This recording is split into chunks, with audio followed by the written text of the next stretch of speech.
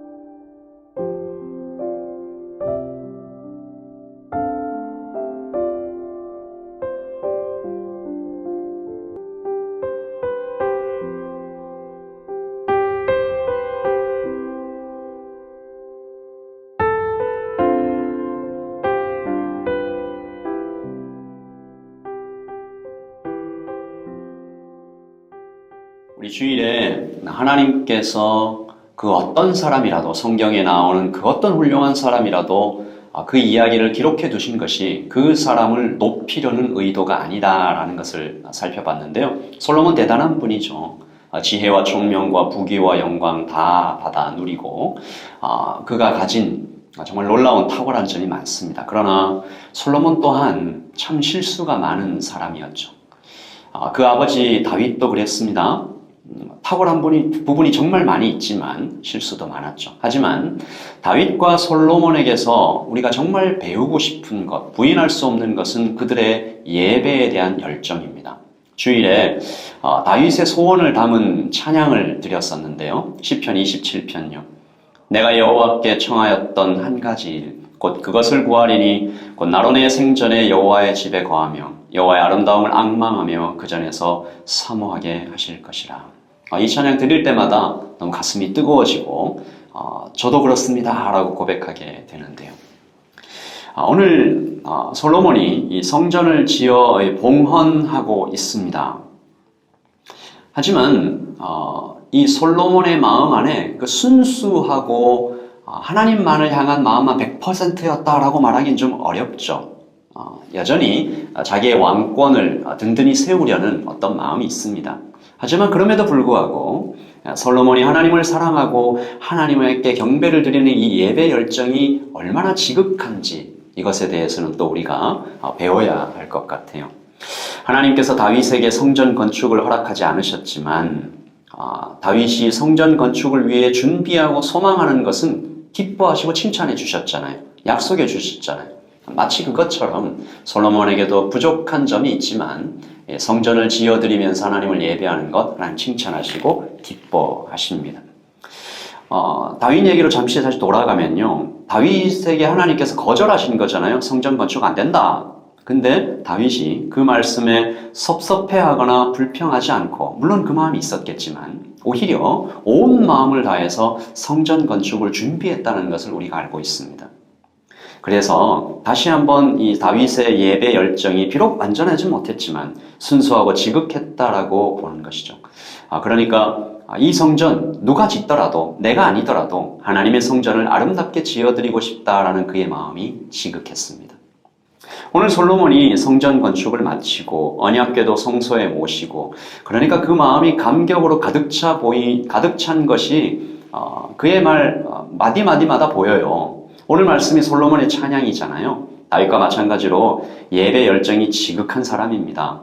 아버지 다윗에 미치지는 못했지만 여전히 하나님을 사랑하고 실수가 많은 사람이지만 그 순간만큼은 하나님 앞에서 전심을 다해 경배하고 있는 것이죠. 이것을 하나님이 칭찬하십니다. 이것을 다시 우리가 좀 뒤집어 보면 굉장히 놀라운 일이잖아요. 우리는 현재밖에 보지 못하죠. 부분적으로만 볼 뿐입니다. 그래서 우리는 때때로 사람들을 잘 못 알아보잖아요. 그러나 하나님은 어때요? 미래를 아십니다. 그리고 마음속 깊은 곳까지 다 아시죠. 솔로몬이 나중에 어떻게 변할지 다 아세요. 그런데 하나님은 오늘 예배하고 있는 솔로몬을 기뻐하십니다. 저는 이것이 복음이라고 믿어요. 있는 모습 그대로라는 말이 있죠. 이것은 부족한 현재를 받아주신다라는 말씀이기도 하지만 미래의 반역까지도, 미래의 마음이 변할 것까지도 그대로 품어 안으시는 기적적인 사랑을 의미하는 것이죠. 그러므로 오늘 솔로몬의 찬양을 우리도 현재형으로 읽으면서 그 마음 그대로 우리도 하나님을 찬양하는 것입니다. 말씀에 나타난 하나님은 약속을 지키는 분으로 나타나세요. 우리도 오늘 약속을 지키시는 하나님을 찬양하는 것이죠. 그 하나님께서 우리에게 하신 모든 약속들이 다 성취될 것이라는 소망을 가지고 주님께 나아가는 오늘 아침입니다. 하지만 여전히 또 안타까운 것은 이야기 중에 너무 많이 보이는 솔로몬의 부족한 모습입니다. 이야기 속에 솔로몬은 하나님을 찬양하고 열정적으로 하나님을 높이고 있지만 자꾸 솔로몬이 드러나고 있는 모습도 보여요. 아버지 다윗은 못했잖아요. 그런데 내가 했잖아요. 이것은 모두 하나님께서 말씀하신 그대로잖아요. 저는 하나님의 말씀을 따르고 있어요. 20절입니다. 이제 여호와께서 말씀하신 대로 이루시도다. 내가 여호와께서 말씀하신 대로 내 아버지 다윗을 이어서 일어나 이스라엘의 왕위에 앉고 이스라엘의 하나님 여호와의 이름을 위하여 성전을 건축하고, 내가 또 그곳에 우리 조상들을 애굽 땅에서 인도하여 내실 때에 그들과 세우신 바 여호와의 언약을 넣은 궤를 위하여 한 처소를 설치하였노라. 하나님의 말씀이 이루어진 것을 말하고 있는 장면인데 주어가 거의 나가 많습니다. 내가 아버지 다윗 다음에 일어나서 왕위에 앉고, 내가 성전을 건축하고, 내가 언약궤를 넣을 성소를 내가 만들었다. 다시 말씀드리지만 이 솔로몬의 말 중 틀린 부분은 없어요. 하나님 약속의 성취를 선포하고 있어요. 그런데 무언가 아주 조금씩 무엇인가 섞여 들어가고 있는 장면입니다.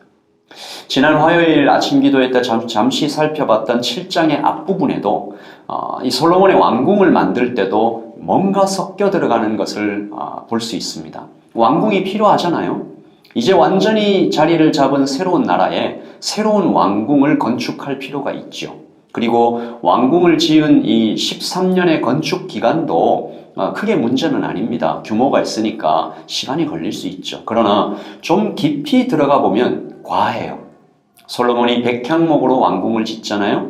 레바논 높은 산 2000m 이상에서 가져와야 되는 나무입니다.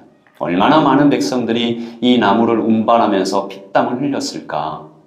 성전을 지을 때 백향목으로 지었잖아요. 왕궁도 그렇게 지어요. 그리고 왕궁 안에 아주 이상한 방 하나를 만드는데 열왕기상 7장 7절입니다. 또 심판하기 위하여 보좌의 주랑 곧 재판하는 주랑을 짓고 온 마루를 백향목으로 덮었고, 솔로몬이 거처할 왕궁은 그 주랑 뒤 다른 뜰에 있으니 그 양식이 동일하며, 솔로몬이 또 그가 장가든 바로의 딸을 위하여 집을 지었는데 이 주랑과 같더라. 그러니까 세 집이 비슷해요. 첫 번째 재판하는 주랑, 그리고 솔로몬이 거주할 집, 그리고 바로의 딸을 위한 방. 이 재판하는 방이 뭡니까? 굉장한 위험을 가지고 있는 국가의 중요한 일을 다루는 그런 방이잖아요. 그런데 그 방과 거의 똑같은 양식으로 자기 집도 짓고 또 바로의 딸을 위한 집을 지었어요. 특별히 그녀를 위해서 집을 지어준 것으로 보아 아마 솔로몬의 1000명의 왕비 중에 최고 지위를 가진 왕비였을 거예요. 그런데 누구요? 바로의 딸이에요. 애굽 왕 바로의 딸이에요. 솔로몬의 관심과 의도가 좀 보이지 않습니까? 하나님보다 애굽 왕을 더 의지했다라고 그렇게 막 깎아내리기는 좀 어렵습니다. 그러나 적어도 솔로몬은 지금 한쪽 다리를 슬쩍 걸쳐놓고 있는 것 같아요. 아내를 많이 두지 말라라는 신명기 말씀을 어겼을 뿐만 아니라 그 많은 아내들의 중심에 바로의 딸을 세우고 심판하는 방과 똑같은 그런 규모의 집을 만들어 준 거죠.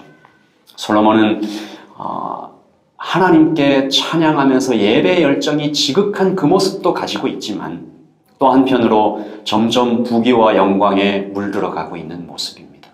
그러므로 오늘 말씀은 내 모습 그대로 사랑하시는 그 하나님의 지극한 기적적인 사랑과 또 점점 지금 현재는 하나님을 찬양하고 있지만 무언가 점점 섞여 들어가면서 물들어가는 솔로몬의 추락이 겹쳐 보이는 그림입니다. 우리가 이것을 바라보면서 하나님을 높이고 하나님의 지극한 사랑 안에 머문과 동시에 나는 그러지 말아야 되겠다. 복음 아닌 것을 내 안에 섞지 말아야 되겠다. 주님을 떠나지 말아야 되겠다. 다른 것 쳐다보지 말아야 되겠다. 결심하는 오늘 하루가 되기를 소원합니다. 기도하겠습니다. 하나님 아버지, 내 모습 그대로 사랑해 주시는 부족한 현재뿐만 아니라 미래의 반역까지도 그대로 품어주시는 기적적인 사랑을 찬양하고 감사합니다. 하나님은 정말 부족한 나의 현재의 모습과 또 넘어지고 부서질 미래의 모습까지도 다 품어주시는, 다 알고 계시는, 그럼에도 사랑하시는 하나님이십니다. 오늘 우리가 솔로몬이 점점 무엇인가 자신 안에 예배의 열정에 무언가 자꾸 섞여 들어가는 애굽을 의지하는 것 같은 슬쩍 다리를 걸치는 것 같은 그 마음을 보았습니다. 주님, 내가 자꾸 주인 되려고 하는 마음이 있습니다. 하나님 그 마음을 주님 앞에 다시 가져가서 복음으로 새롭게 하는 우리 모두가 되게 하여 주시옵소서. 오직 주님만 붙잡고 다른 것 쳐다보지 않는 우리가 되기를 원합니다. 도와주시옵소서. 주님 사랑합니다. 예수님의 이름으로 기도합니다. 아멘. 여러분 평안하십시오. 주님 꼭 붙잡고 오늘 하루 살아가시기를 바랍니다. 샬롬.